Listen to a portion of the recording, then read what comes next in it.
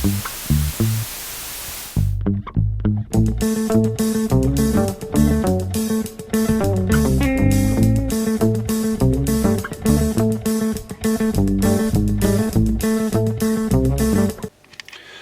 fermiers, amis fermières, bonjour, bienvenue à la ferme, bienvenue sur Cocotte TV. Aujourd'hui je vous présente un kit 2.1 qui nous provient d'une marque que vous connaissez, Wavemaster. Alors pour le coup, aujourd'hui je vais vous parler du Stax, qui est un kit 2.1 de satellite, un caisson, plutôt entrée de gamme, autour de 65 €, proposé donc par Wavemaster que vous connaissez. On a déjà testé des enceintes qui étaient beaucoup plus chères, mais qui étaient vraiment très recommandables en termes de spatialisation et de largeur de scène. Vraiment quelque chose de très intéressant, notamment du côté des tout. Alors, aujourd'hui, le Stax, c'est plutôt de l'entrée de gamme. Donc, au niveau du packaging, on va retrouver une information importante. Support du Bluetooth, qui est plutôt logique sur un kit moderne. Une représentation. Au niveau de la protection, c'est plutôt bien fichu. Ça devrait normalement voyager sans grand souci. Du côté du bundle, on a un manque immédiat. Nous n'avons pas de 3,5 mm mâle vers 3,5 mm mâle pour connecter immédiatement le sub et donc profiter du son. Attention, pensez-y si jamais vous commandez ce kit.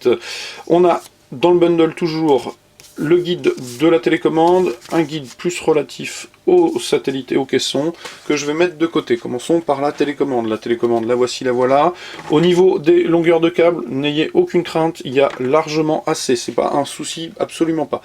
Donc on a une télécommande plastique avec un bouton qui fera office d'allumage, on l'entend, avec une large marge de réglage. Une petite diode qui vous indiquera si le kit est en activité ou pas, une entrée pour le casque, le bouton basculeur qui permettra de sélectionner le 3,5 mm à l'arrière, le Bluetooth, une nouvelle entrée en line-in. En dessous, on va retrouver trois petits patins collés, pas forcément très bien. Pour la stabilité sur le bureau, un marquage sur l'arrière. Je vais pousser donc la télécommande que vous avez sous les yeux. Les satellites, même constat, au niveau de la longueur de câble, il y a ce qu'il faut, n'ayez pas de crainte. Un petit peu trop plastique à mon goût, même si la finition est bonne, pas d'inquiétude sur ce plan, mais ça reste assez plastique. Seul le pied est métallique, assez massif et assez lourd, il permet une fixation au mur, avec là aussi une grande marge dans les réglages. On a deux membranes protégées par un croisillon, je n'ai pas la dimension des membranes, un marquage ici, Wavemaster Stax, à peu près classique, donc ils sont identiques en tout point. Le caisson de base n'est pas très lourd, on reste sur un produit entrée de gamme, donc ça reste acceptable, conception bois mélaminé, un marquage Wavemaster sur le dessus, la partie latérale droite n'a pas de caractéristiques remarquables, un évent en face avant. Côté gauche, on retrouve une grille de protection métallique, un habillage plastique, la membrane est derrière tout cela. En dessous, on a 4 patins de caoutchouc pour la stabilité et lutter un petit peu contre les vibrations. En partie arrière, le panneau de commande avec un réglage de basse, un réglage d'aigu. Petit regret que ce soit rapporté sur le caisson qu'en général on va mettre sous le bureau, pas forcément très pratique. La connexion, 3,5 mm qui proviendra du PC. Le port série pour la télécommande, les deux RCA pour les satellites, un bouton d'extinction et d'allumage et le câble d'alimentation secteur. On a donc quelque chose, somme toute, correct. Au niveau de la finition, c'est bon. Au niveau du look, c'est un petit peu moins valorisant que ce que nous avons l'habitude de voir, mais ça reste quand même relativement acceptable, pas de souci de ce côté-là.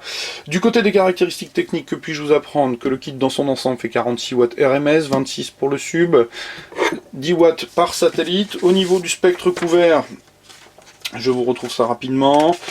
Nous avons normalement 30 jusqu'à 250 Hz pour le sub, 250 à 20 000 Hz pour les satellites.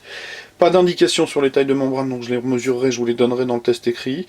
Je pense que j'ai à peu près fait le tour. Une vingtaine de centimètres, 20,5 exactement, pour la hauteur des satellites. Le sub fait 18 par 28 par 26,5, donc une taille un petit peu plus grande que la moyenne, mais ça reste quand même, somme toute, assez raisonnable, pas de souci de ce côté-là.